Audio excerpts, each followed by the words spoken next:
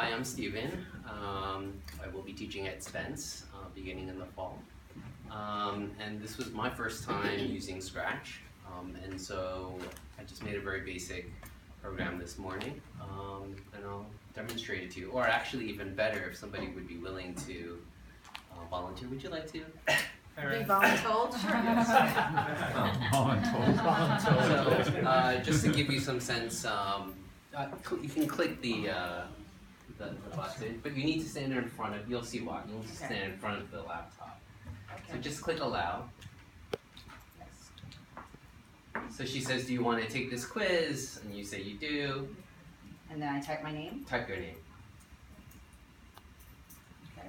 Do I hit the check? Yep. Oh, hi. Going to turn on your camera? Oh my. And so you're going to either hit A or B for the answer, right? So what does CE stand for? Well, so I'm gonna go with A for this time. So you don't use the mouse, you just use your motion. So she said this earlier, but just wave your hand around the A. Yeah, there you go, correct. So then it should move to the second. Was the last one common area? That's more PC, yeah. How many years are in 4 centuries? How many years? This is so fun.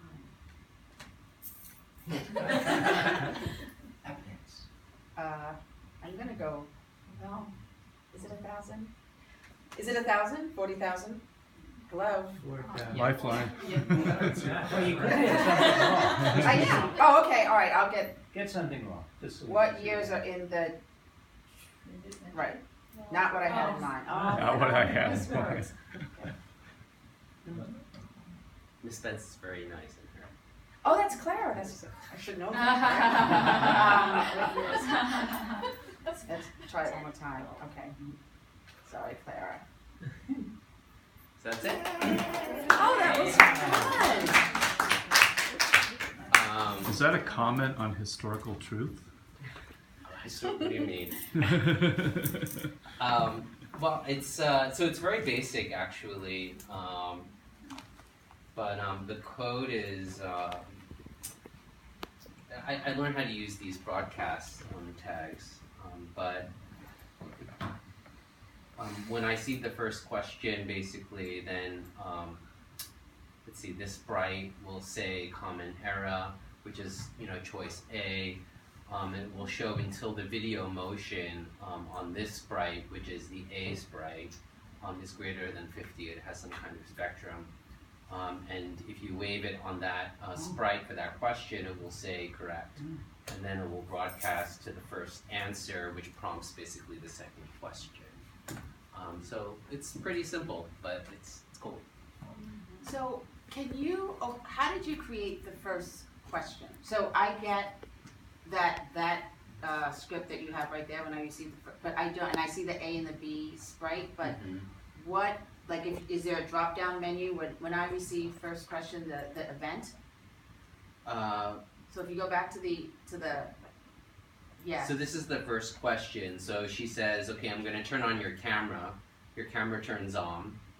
And then she says, what does CE stand for? That broadcasts first question. And so then the A and the B sprites show up. And they have the responses kind of displayed. And then the second question. And then you wave, and it only moves forward if you got the correct answer. So it's sequential. And then I guess each letter waits until that particular question is asked. Because nothing happens if you go over the wrong answer. It just says incorrect, and it stops there. Yeah. But if you go over the correct one, then it prompts.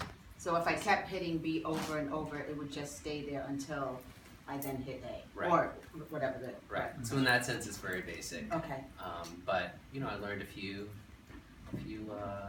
tricks during the course. If you were gonna figure out a way to record the number of correct answers, would you do that? This is a test. Everyone in the room, like, how would you do that? Well, a number of you have created games where you are keeping score, probably with the data, with the variable. So you would be able to kind of count.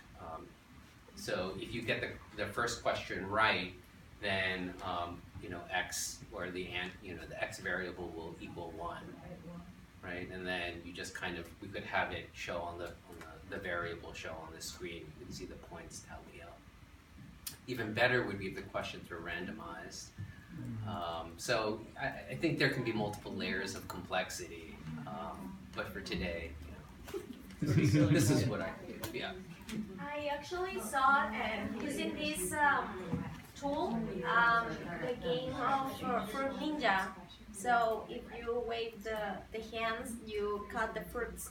And there explain how to put the score. So maybe you can see the basically videos. the code for increasing score, you set the score to 0.